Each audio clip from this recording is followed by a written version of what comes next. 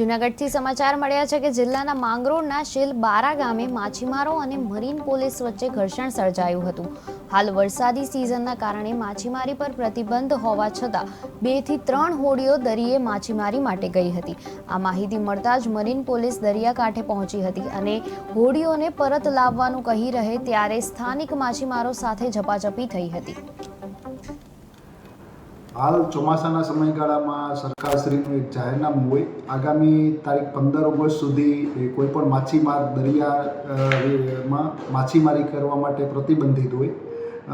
આ બાબતોને ધ્યાને લઈ અને ગઈકાલે માંગરોળ મરીન પોલીસ સ્ટેશનની એક ટીમ શીલબારા વિસ્તારમાં પેટ્રોલિંગમાં હતી।